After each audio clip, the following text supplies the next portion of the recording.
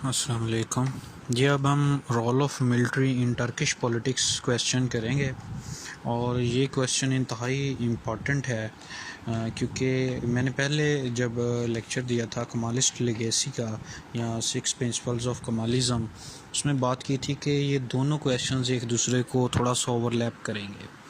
तो इस क्वेश्चन में हम देखेंगे कि ये किस तरह से एक दूसरे को सपोर्ट करते हैं या ओवरलैप करते हैं, तो हाँ वो भी इसमें देखेंगे और बाकी सारा क्वेश्चन हम देखते हैं जी। तो ये 2-3 दफ़ा पीएमएस में आ चुका है, तो इसलिए ये इम्पोर्टेंट क्वेश्चन है। तो सबसे पहले तो इसका इंट्रोडक्शन देंगे हम।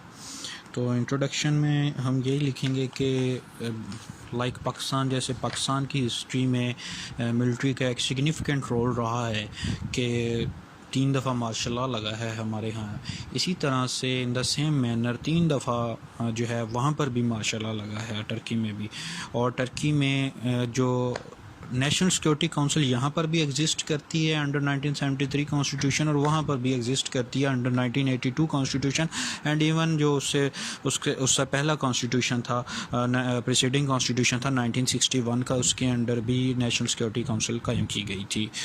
तो ये मिलती जुलती यानी स्ट्राइकिंग सिमिलरिटीज़ हैं जो हमें पाकिस्तान और टर्की में मिलती हैं। ये आप कोट भी कर सकते हैं, ना भी करें तो भी जो है हाँ कोट करेंगे तो ज़रा अच्छे मार्क्स आ जाएंगे। तो बहरहाल जो है मिलिट्री का एक बहुत ज़्यादा रोल है, और इतनी सिविलियंस की गवर्नमेंट नहीं रही है वहाँ पर जितनी मिलिट्री की रही है, क्योंकि मार्शल लॉज लगते रहे हैं और वहाँ पर रूल रहा है मिलिट्री का। और डायरेक्ट इंटरफेरेंस भी है जस्ट लाइक पाकिस्तान, और इनडायरेक्ट इंटरफेरेंस भी है, सेम स्ट्राइकिंग सिमिलरिटीज़। और बेसिकली जो मिलिट्री वहाँ पर टर्किश मिलिट्री का जो रोल है वो basically as a custodian of the Kemalist legacy है। जो कमालिज़म के 6 प्रिंसिपल्स थे, मॉडर्नाइजेशन थी, सेकुलरिज़म था, रेवोल्यूशनिज़म, नेशनलिज़म, स्टेटिज़म, पॉपुलिज़म, उन तमाम असूलों की एज ए कस्टोडियन मिलिट्री जो है वो वहाँ पर काम करती है। पॉलिटिकल सिस्टम का एक अहम पार्ट है, और as a vital organ of the political system military वहाँ पर काम कर रही है। हालांकि मिलिट्री का पॉलिटिक्स के साथ इतना डेमोक्रेटिक सेटअप कोई लेन देन नहीं होना चाहिए। तो उसके बाद हम देखते हैं जी constitutional role of military in politics के, उसमें आ जाता है नेशनल सिक्योरिटी काउंसिल के। कॉन्स्टिट्यूशनली 1961 के कॉन्स्टिट्यूशन में ये अदारा कायम कर दिया गया था नेशनल सिक्योरिटी काउंसिल का, और बाद में जब 1982 का आइन बनाया गया था तो उसके जो कि अब तक चल रहा है 1982 का कॉन्स्टिट्यूशन नवंबर 1982 में बना था, उस कॉन्स्टिट्यूशन में भी इस अदारे को बरकरार रखा गया है। और even the times of martial law and national emergencies, जब पार्लियामेंट भी डिज़ोल्व कर दी जाती है, तमाम इख्तियारात मार्शल लॉ एडमिनिस्ट्रेटर के पास आ जाते हैं, तब भी जो है नेशनल सिक्योरिटी काउंसिल जो है वो काम करती रहती है, और it doesn't cease to exist. The Army is not merely vested with the traditional task of protecting the national physical boundaries, it has also to protect the Kemalist reforms and its cultural legacy। यानी जो army है Turkey की, उसको सिर्फ traditional task नहीं मिला हुआ कि उसने फ़िज़िकल बाउंड्रीज़ का जो है दफ़ा करना है, बल्कि कमालिस्ट लेगेसी का दफ़ा करना भी उसका एक इम्पॉर्टेंट रोल है। तो नतीजे के तौर पर तो वहाँ की जो आर्मी है ना, उसकी ओरिएंटेशन, उसकी ट्रेनिंग की सारी इस बुनियाद पर हुई थी कि उसने कमालिस्ट लेगेसी को सरवाइव कर रखना है, उसको बचा कर रखना है, उसको चलाना है मुल्क के अंदर। तो नतीजे के तौर पर जो आर्मी है उसने साइकोलॉजिकली एक हेट्रेड, एक नफ़रत पैदा कर ली है अगेंस्ट अनकंट्रोल्ड डेमोक्रेसी। यानी वो चाहते हैं कि डेमोक्रेसी कंट्रोल्ड हो, कंट्रोल कौन करे? मिलिट्री करे। And they have adopted a disliking for the supremacy of popular will, यानी वो अवामी या जनरल विल जो है उसके ख़िलाफ़ है। As a devotee of secularism the army tries to implement Kemalist agenda with the missionary spirit. Missionary spirit के साथ वो काम करते हैं जी कमालित एजेंडा को जो है वो इम्प्लीमेंट करने के लिए। और अंडर द प्रेजेंट कॉन्स्टिट्यूशन जो 1982 का कॉन्स्टिट्यूशन है उसमें मिलिट्री को एक कॉन्स्टिट्यूशनल रोल, एक परमानेंट कॉन्स्टिट्यूशनल रोल भी मिल गया है, जिसने इसकी जो है वो इफेक्टिव जिससे इसकी पॉलिटिक्स के अंदर इफेक्टिव रिप्रेजेंटेशन हो गई है, और ये रोल जो है नेशनल सिक्योरिटी काउंसिल की सूरत में मिला है। ये एक अदारा कायम किया गया है, और ये अदारा बेसिकली 1982 के कॉन्स्टिट्यूशन की प्रोमलगेशन से पहले भी बरकरार था, मौजूद था, क्योंकि ये 1961 के कॉन्स्टिट्यूशन के अंडर बनाया गया था। और ये अदारा जो है इवन सिविलियन गवर्नमेंट के ओवरथ्रो के बाद भी जो है काम करता रहता है, इफ़ेक्टिव रहता है। इस अदारे की कंपोजिशन की अगर बात की जाए तो इसमें president of the Republic, prime minister, defence minister, interior minister, chief of general staff, all the 3 chiefs of the armed forces, ये इसके मेंबर्स होते हैं। और ये तमाम मेंबर्स जो हैं ये अपनी ड्यूटीज़ को परफॉर्म करते हैं under the supervision of the president of the republic, who convenes its meetings from time to time. और फंक्शंस की अगर बात की जाए तो एक वाइटल रोल देखने को मिलता है हमें पॉलिटिकल डिसीजन मेकिंग में एंड पॉलिसी मेकिंग में, यानी policy formulation and decision making के अंदर सिविलियन गवर्नमेंट के साथ मिलकर एक जो है इसका वाइटल रोल है जो नेशनल सिक्योरिटी काउंसिल अदा करती है। इसका रोल ख़ास तौर पर in matters of national solidarity and national integration में ये ज़्यादा एज्यूम रोल अदा करती है।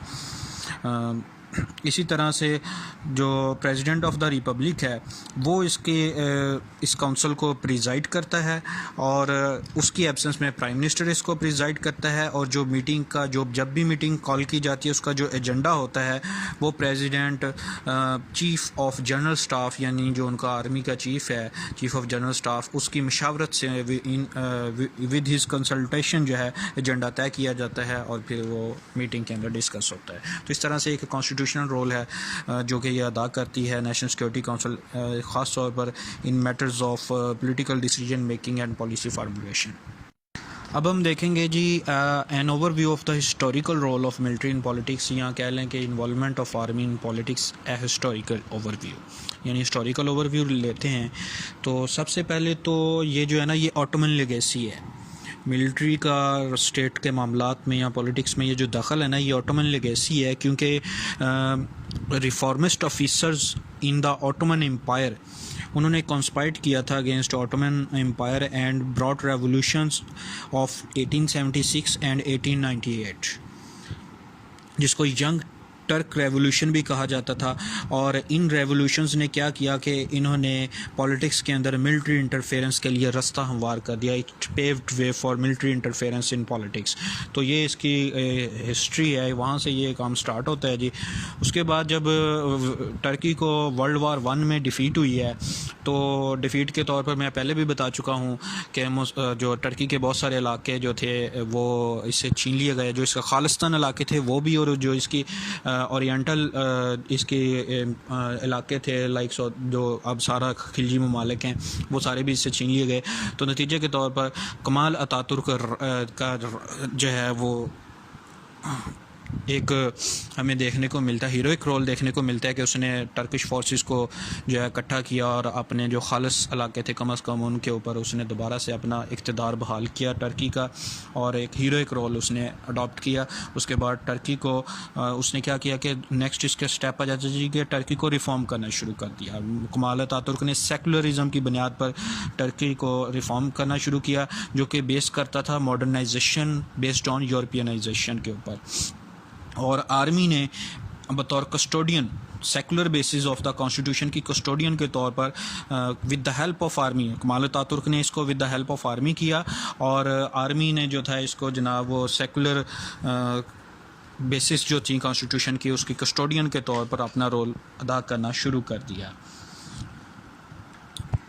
या हम ये भी कह सकते हैं कि after the creation of Kemalist republic Turkey's modernisation process was led by military.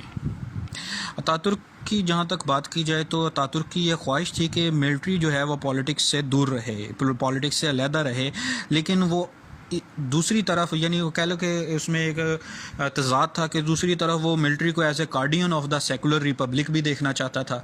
तो जिसकी बुनियाद पर जो है वो ज़ाहिर है कि मिलिट्री ने अपना एक एज्यूम्ड रोल अपना लिया पॉलिटिक्स के अंदर। Under the pretext of preserving Kemalist legacy, military has intervened directly 3 times, यानी directly 3 times मार्शल लॉ लगाया है under the pretense of preserving Kemalist legacy, यानी Kemalist legacy को बरकरार रखने के लिए। बहरहाल जी 1938 में कमाल अतातुर्क की डेथ होती है तो ज़ाहिर है कि उसका एक ऑटोक्रेटिक रूल था। हम पहले भी पढ़ चुके हैं कि तमाम जो अपोजिंग पार्टीज़ थी उनको क्रश कर दिया गया। हेट्रेड थी इस्लाम के ख़िलाफ़, इस्लामिक पार्टीज़ के ख़िलाफ़। तो नतीजे के तौर पर जो ऑटोक्रेटिक रूल होता है वो हमेशा बरकरार नहीं रहता।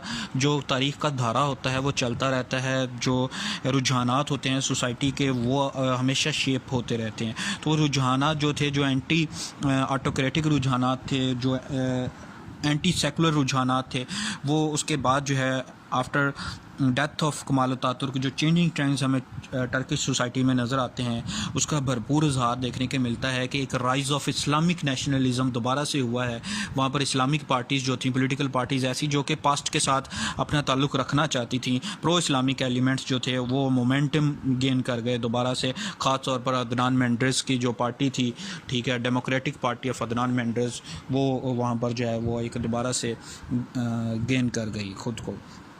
इससे पहले थोड़ा सा हम बात करें तो तकरीबन 27 साल तक फॉर 27 ईयर्स जो है रिपब्लिकन पार्टी ऑफ टर्की, जो कि जिसका जो हेड था वो इस्मत अनोनो था, वो 27 साल तक टर्की के ऊपर उसने रूल किया है। Upheld political legacy of Ataturk, और उसने अतातुर्क की जो पॉलिटिकल लेगेसी थी, यानी 6 प्रिंसिपल्स जो थे, उसको अपहोल्ड किए रखा, लेकिन with the support of military after the death of Kemal Ataturk. उसको मिलिट्री के मुकम्मल हासिल, यानी एक कह लें कि ये एक जो था एक तरह का इत्तेहाद था, अनदेखा इत्तेहाद कह लें या देखा इत्तेहाद कह लें, कि 27 साल तक जो है रिपब्लिकन पार्टी की हुकूमत रही। लेकिन फिर 1950 के अंदर जो इलेक्शन हुए, मैंने जैसे पहले एक तमहीद बांधी कि हमेशा जो ऑटोक्रेटिक रुझानात, ऑटोक्रेटिक रूल होता है, उसके ख़िलाफ़ डेमोक्रेटिक और जो भी उसके मुखालिफ ट्रेंड्स होते हैं वो शेप पाते हैं। तो जो मुखालिफ ट्रेंड्स जब शेप आए तो प्रो इस्लामिक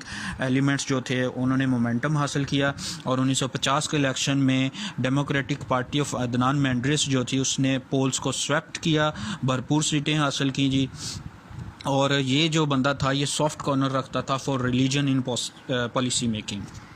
यहाँ से आप अंदाज़ा लगा लें कि पॉलिटिकल सिनेरियो आगे क्या हुआ होगा कि ये रिलीजन की तरफ रिवर्ट हो रहे थे। तो जो आर्मी थी वो ज़ाहिर है कि वो एक अपोजिंग फैक्टर आ गया दोबारा से सेकुलरिज्म की बुनियाद पर।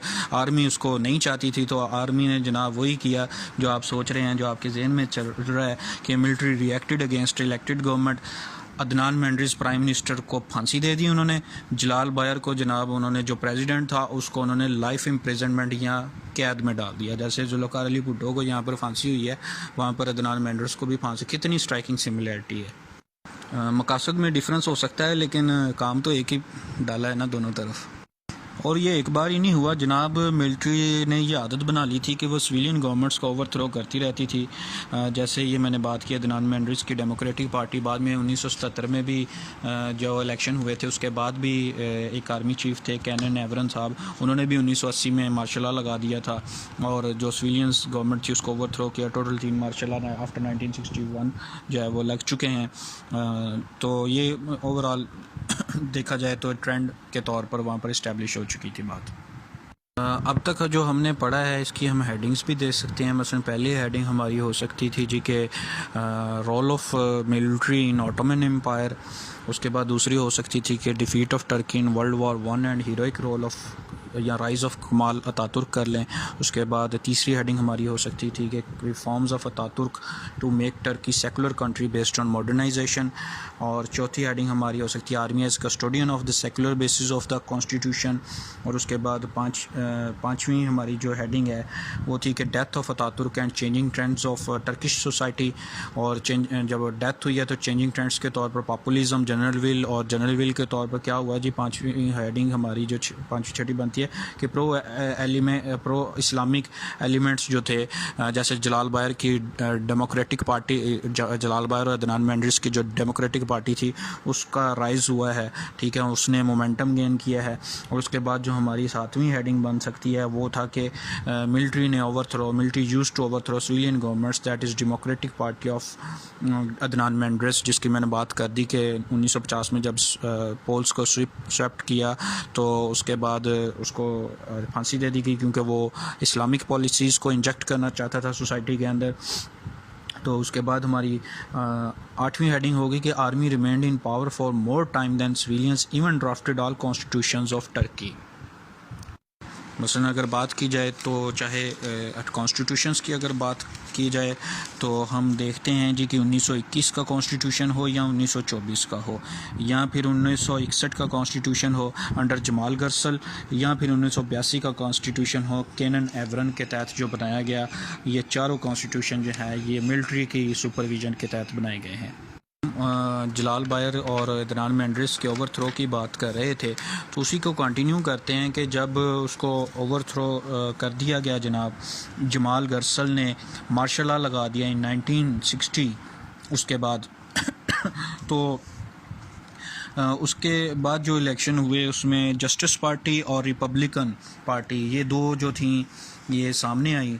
ये जो जस्टिस पार्टी है ये बेसिकली डेमोक्रेटिक पार्टी ही की नई फॉर्म है, लेकिन यहाँ पर जो जस्टिस पार्टी थी इस इलेक्शन में, ये 1977 के इलेक्शन की मैं बात कर रहा हूँ, इस 1977 के इलेक्शन में जस्टिस पार्टी ने थोड़ी सी ज़्यादा सीटें हासिल की थी निस्बतन रिपब्लिकन पार्टी के। और जो जस्टिस पार्टी का प्राइम मिनिस्टर था या जो लीडर था सुलेमान डेमरल, तो वो रिपब्लिकन पार्टी इनके दरमियान एक टसल शुरू हो गई थी इवन आफ्टर इलेक्शन। तो ये इसको हम हेडिंग दे सकते हैं यहाँ पर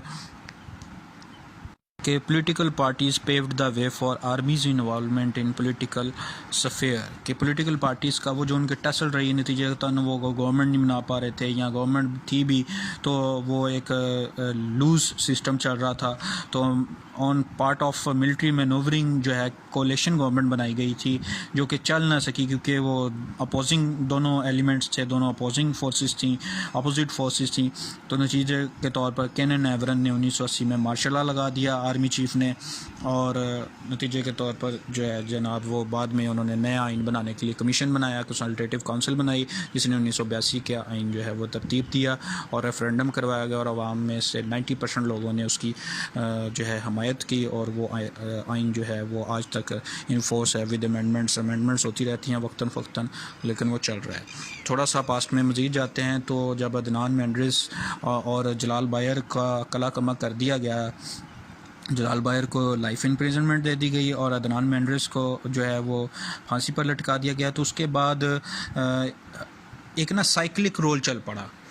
कभी मिलिट्री जब भी इंटरवेन करती थी उसके बाद क्या करती थी जी कि वो वादा करती थी जी कि हम दोबारा से रीस्टोर करेंगे, जैसे पाकिस्तान में होता है सेम लाइक सिचुएशन को 5-7 साल बाद वो रीस्टोर करते थे डेमोक्रेसी को, नया इलेक्शन करवाते थे विद सर्टेन रिजर्वेशंस, अपनी रिजर्वेशंस को जो है उसके साथ पार्टीज़ के साथ पॉलिटिकल पार्टीज़ के साथ मामलात वगैरह तय करके। तो ये जो कॉन्स्टिट्यूशनल रोल, ये जो पॉलिटिकल रोल मिलिट्री का बहुत ज़्यादा बढ़ गया था, इसको फिर कॉन्स्टिट्यूशनल कवर दिया गया। इन 1961 कॉन्स्टिट्यूशन जो है इसे सेंट्रल ब्यूरोक्रेटिक कंट्रोल को कॉन्स्टिट्यूशनल कवर दिया गया और नेशनल सिक्योरिटी काउंसिल को क्रिएट किया गया इन कॉन्स्टिट्यूशनल सेटअप ऑफ 1961 और इस तरह से मिलिट्री इंटरवेंशन जो है उसको इंस्टीट्यूशनलाइज कर दिया गया। Hence, new political arrangements were structured on basis of controlled democracy. Military imposed martial law 3 times after 1960. Due to this increased involvement of military, permanent constitutional role was given to assigned to army by constituting National Security Council in 1961 constitutional. National Security Council participates in political decision making along with civilian government. और military क्या कहती है जनाब, military always gives the impression that it performs the role of an arbiter and referee among the colliding political forces so as to keep them within limits. और military खुद को गैर जानबदार ज़ाहिर करती है अवाम के ऊपर कि जी ये जो सियासी जमातें हैं ये कुत्ते की हड्डी की तरह लड़ रही हैं और हड्डी पर जैसे कुत्ते लड़ते हैं वैसे लड़ रही हैं। तो हुकूमत के लिए तो वो हम हमेशा एक ना सेटलर के तौर पर आते हैं। तो as a national security council में हम ये पीछे पढ़ भी चुके हैं कि कॉन्स्टिट्यूशनल रोल क्या है मिलिट्री का पॉलिटिक्स के अंदर। लेकिन हिस्टोरिकली जब हम देखते हैं तो हमें पता चलता है जी कि चारों आइन भी मिलिट्री ने बनाए हैं या उनकी सुपरविजन में बने हैं। और जब भी मिलिट्री आती है एक साइक्लिक रोल चलता है, मिलिट्री सिविलियंस, मिलिट्री सिविलियंस, तो वो सर्टन रिजर्वेशंस के साथ सिविलियंस के साथ मामला तय करके गवर्नमेंट जो है उनको हैंड ओवर करते हैं, और नतीजतन बाद में जब वो सिविलियंस थोड़ा सा उन रिजर्वेशन से हटते हैं, जो उन्होंने चीज़ें तय की होती हैं उनसे हटते हैं, तो वो दोबारा से मार्शल लॉ लगाकर वही साइक्लिक रेवोल्यूशन चलता रहा है। हिस्ट्री यही है इसकी अगर देखा जाए।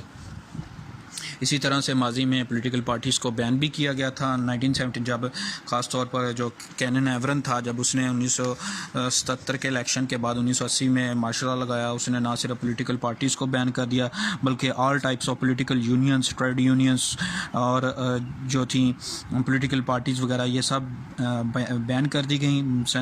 मीडिया पर सेंसरशिप लागू कर दी गई, और एक जो है नेशनल आउटलुक बनाकर 1982 का जो है एक मिला जुला सर एक कॉन्स्टिट्यूशन जो है वो बनाया गया, उसमें भी नेशनल सिक्योरिटी काउंसिल को बरकरार रखा गया।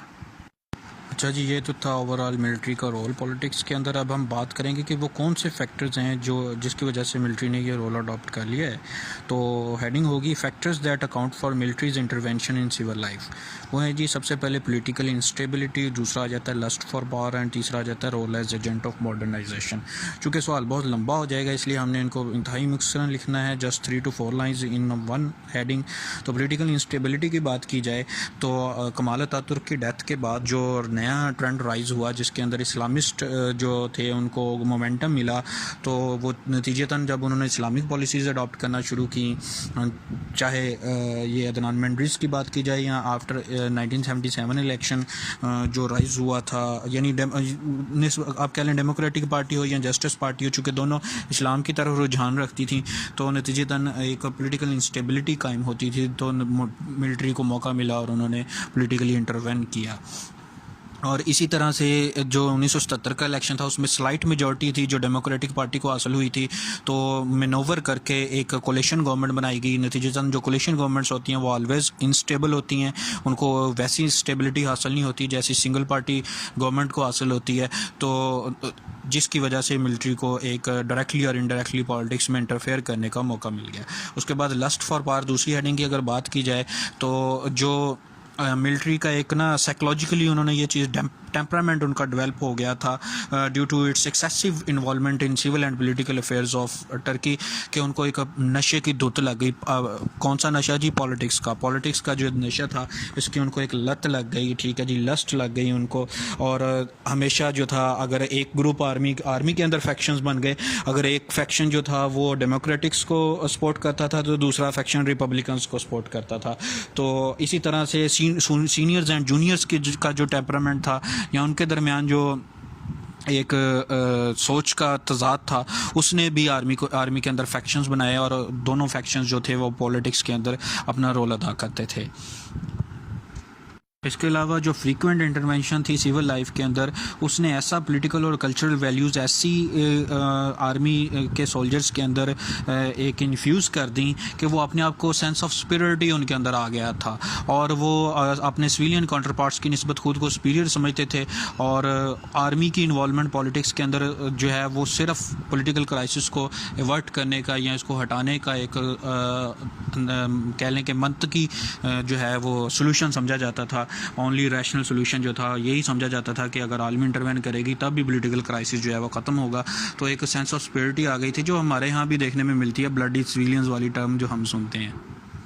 उसके बाद अगर हम बात करें role as agent of modernisation, तो मॉडर्नाइजेशन की जो थ्योरी है वो बेसिकली कमाल अतातुर्क के जो प्रिंसिपल्स थे 6, तो आर्मी ने as a custodian of that legacy जो है मॉडर्नाइजेशन को बरकरार रखा। हमेशा से जो है वो टर्की को मॉडर्नाइजेशन एंड यूरोपियनाइजेशन की तरफ लेकर गई। नतीजे के तौर पर कुछ पॉजिटिव चीज़ें हुई जैसे इकनॉमिक डेवलपमेंट हुई है, सोशल मोबिलाइजेशन हुई, वहाँ पर पॉलिटिकल स्टेबिलिटी, सोशल मोबिलाइजेशन ख़ासतौर पर जो वेमेन थी उनको राइट्स मिले, ठीक है। इसी तरह से पॉलिटिकल स्टेबिलिटी हुई, और हालांकि आर्मी की इंटरवेंशन की वजह से पॉलिटिकली इंस्टेबिलिटी होती थी, लेकिन चूंकि पॉलिटिकल पार्टीज़ जो थी वो आपस में कोलिशन गवर्नमेंट स्टेबल नहीं होती थी, तो नतीजतन जो था वो आर्मी कोशिश करती थी एज ए आर्बिट्रेटर पेश करती थी सालसी के तौर पर, और पॉलिटिकली स्टेबलाइज करने की कोशिश की जाती थी। और नेशनल रिकन्स्ट्रक्शन जो है वो ख़ासतौर पर technology and advancement in economy की बुनियाद पर जो है वो नेशनल रिकन्स्ट्रक्शन हुई है। तो ये as a agent of modernisation army का जो रोल था, उसने भी आर्मी को एक कॉन्स्टिट्यूशनल रोल हासिल करने में, जो कि नेशनल सिक्योरिटी काउंसिल की सूरत में है, एक भरपूर मदद फराहम की है। It helped out army to assumed its role in politics in the guise of political role कह लें, या यानी पॉलिटिकल इंजीनियरिंग कह लें, कि जो पॉलिटिकल इंजीनियरिंग के अंदर जो है उनको एक कॉन्स्टिट्यूशनल रोल जो है उसमें हेल्प आउट किया है इस चीज़ ने, कि चूँकि उन्होंने मुल्क को जो है वो मॉडर्नाइजेशन और डेवलपमेंट की तरफ लेके गए थे। यहाँ तक कि पाकिस्तान वाले हालात हुए कि कुछ सिविलियन गवर्नमेंट्स जो थी वो आर्मी के रोल को उन्होंने एक्सेप्ट किया, और वो हमेशा आर्मी की सपोर्ट पर डिपेंड करती थी कि आर्मी उनको सपोर्ट किए रखे। और ये था कि जब डेमोक्रेसी होती थी यानी सिविलियन गवर्नमेंट्स होती थी तो एक इंस्टेबिलिटी देखने को मिलती थी, लेकिन जब मिलिट्री रूल होता था तो एक निस्बतन स्टेबिलिटी देखने को मिलती थी। जैसे हमें यूब खान के दौर में इकोनॉमिक डेवलपमेंट देखने को मिलती है, स्टेबिलिटी देखने को मिलती है। तो ये चीज़ें जो थी इसने आर्मी के रोल को वहाँ पर जो है बरकरार रखा है। तो अब हम बात करेंगे फॉर्म्स ऑफ मिलिट्री इन्वॉल्वमेंट के, किस किस तरह से मिलिट्री इन्वॉल्वमेंट वहाँ पर देखने को मिलती है। तो इसमें भी हमें जो है वो 3 चीज़ें देखने को मिलती हैं। पहली है जी डायरेक्ट इन्वॉल्वमेंट, यानी इन फॉर्म्स ऑफ मार्शल लॉज। तो ये बात हम पहले भी कर चुके हैं कि किस तरह से मार्शल लॉज लगाए गए। ठीक है, जब भी वो एंटी सेकुलर ट्रेंड्स जो हैं वो हावी हुए तो मार्शल लॉ की तरफ कू की अटैम्प्ट की गई। रिसेंटली भी देखा जाए तो रेसिप तैयब एर्दोगान की गवर्नमेंट की तरफ जो आर्मी के एक फैक्शन ने कू करने की कोशिश की थी, जिसको लोगों ने टैंकों के आगे लेट कर नाकाम बना दिया, और बाद में जो है वो ऐसे आर्मी ऑफिसर्स जो उसका पार्ट बने थे उनको सज़ाएँ दी गई, उनको आर्मी से निकाला गया, कोर्ट मार्शल किया गया उनका। तो ये बेसिकली जो है डायरेक्ट इन्वॉल्वमेंट होती रही है आर्मी की। तब ही होती थी जब आर्मी देखती थी जब अल्टीमेट पॉलिटिकल क्यास होता था, या फिर जब जैसे अदनान मेंडरिस की जो डेमोक्रेटिक पार्टी थी जब वो इस्लामाइजेशन की तरफ गई तो तब किया गया, उसको अदनान मेंडरिस को हैंग कर दिया गया, जलाल बायर को जो है लाइफ इम्प्रिजनमेंट में डाल दिया गया। इसी तरह से इनडायरेक्ट इन्वॉल्वमेंट है कि supporting different political parties by different factions of army. ये भी मैं बात कर चुका हूँ कि जूनियर और सीनियर की एक स्ट्राइफ आ गई थी, इसी तरह से डिवीज़न आ गई थी आर्मी के अंदर। वो मुख्तलिफ ग्रुप्स को फैक्शन करते थे आर्मी का। अगर एक फैक्शन जो है वो रिपब्लिकन पार्टी को सपोर्ट करता था तो दूसरा फैक्शन जो है वो डेमोक्रेटिक पार्टी को सपोर्ट करता था। तो ये डिफरेंट पॉलिटिकल पार्टीज़ को सपोर्ट करके भी इन्होंने जो है वो आर्मी ने पॉलिटिक्स के अंदर जो है इंटरवेन किया है, इन्वॉल्वमेंट की है। उसके बाद अगर बात की जाए कि military as an indispensable part of the political system of Turkey, तो यहाँ पर हम नेशनल सिक्योरिटी काउंसिल का दोबारा से हवाला देंगे कि ये इतना ज़्यादा रोल है कि चारों कॉन्स्टिट्यूशंस भी उन्होंने बनाए हैं या अंडर देयर सुपरविजन बने हैं। और उसके बाद मिलिट्री की बार बार की जो इंटरवेंशन है, तो ये एक कॉन्स्टिट्यूशनल रोल भी अडॉप्ट करना पड़ा मिलिट्री को। एक इस ब्यूरोक्रेटिक सेटअप को एक कॉन्स्टिट्यूशनल रोल, कॉन्स्टिट्यूशनली इसको जो है इन कॉन्स्टिट्यूशनल गाइज एक नेशनल सिक्योरिटी काउंसिल की सूरत में हमें मिलिट्री का एक परमानेंट रोल अब देखने को मिलता है in the policy making and decision making of civilian governments और along with civilian governments। अब हमारी आखिरी हेडिंग होगी जी अप्रेजल कह लें इसको, या फिर कह लें the changing role of the military following European Union reforms कह लें इसको।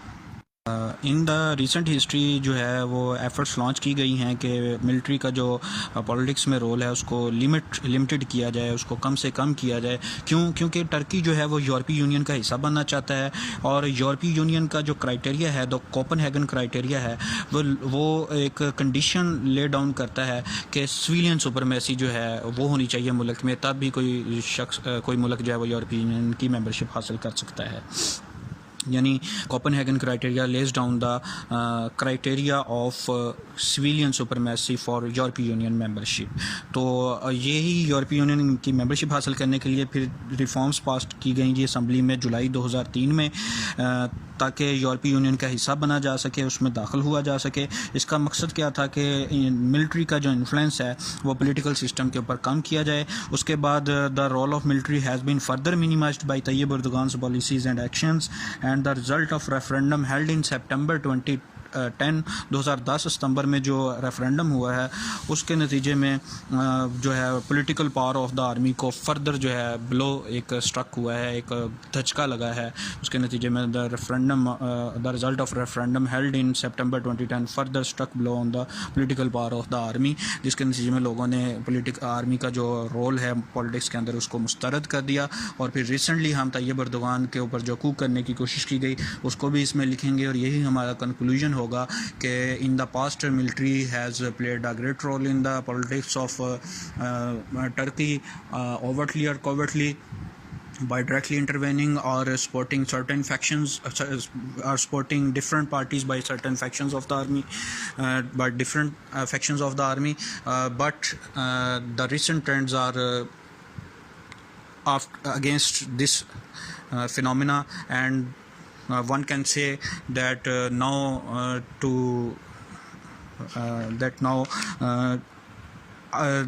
to join European Union, military's involvement in politics is a key impediment. Therefore, Turkey has minimized the role of army in the politics, and military's power has drastically been curtailed since 2003, and especially after the failed coup against Erdogan. Okay ji, thanks. Assalamu alaikum.